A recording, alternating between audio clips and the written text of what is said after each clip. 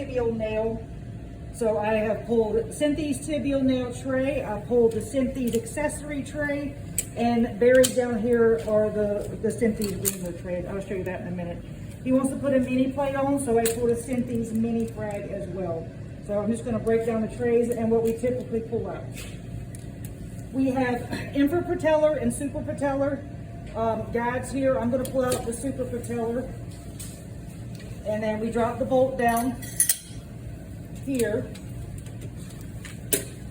And then from the bottom here, I'm going to pull out the large opening reamer, which has to be chucked up.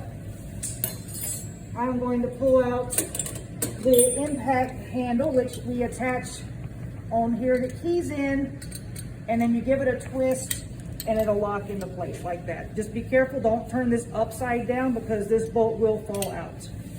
Okay, so that's together. Then I'm going to pull out these trocar guides that will go into basically under the patella. And this just drops right in, and you push these two buttons and it locks into place. This will go in. And then the rep will give us a sterile plastic sleeve that will fit over here, which we don't have on the back table yet. Okay. And I'm also going to pull out the guide for the tibia. That's this guide. And so once we get the nail in, we will put this guide on this black handle here. Okay. So I'm just going to put it right here for now. Yes, it's a mess. It'll be fine. From this tray, let's start at the bottom. 3 levels. I'm going to pull out a drill tip guide wire. That'll be our start. So we'll start with drill tip guide wire. We'll go to the large opening reamer that I've dumped over here. And then after we pop the cortex of the tibia, the rep will give us a sterile ball tip guide wire, which we will measure for the length of our tibia. We measure the length of the tibia with this guide that you put together. So just be aware this is 2 pieces, so don't accidentally like drop a half of it. So I'm not going to put it together right now, just because it's so long on my table.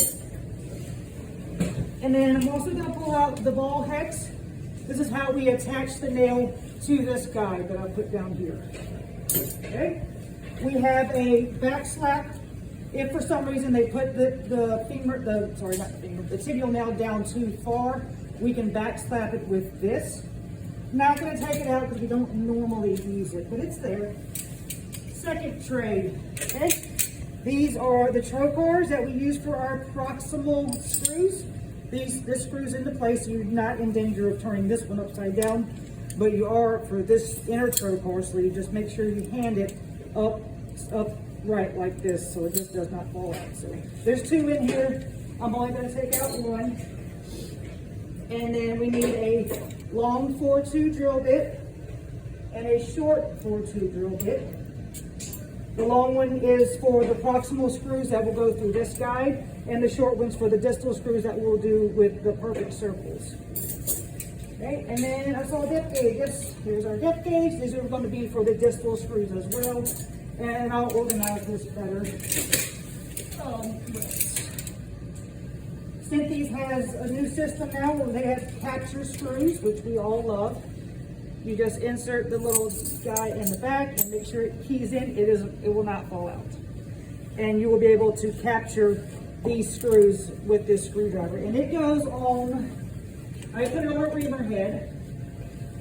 It will go on this attachment though, just like that. So you get the screw and then you hold it and you'll screw it in like this, okay? And then we also have a short screwdriver right here. And same thing, you gotta have the inner part, just feeds in the back, clicks into place. And if you want a hand driver, we have a hand driver too. And we also have a finger, which is in the top, so I'm not going to pull it out, but that would attach to either hand driver. And that would help to reduce the fracture as well. That's it.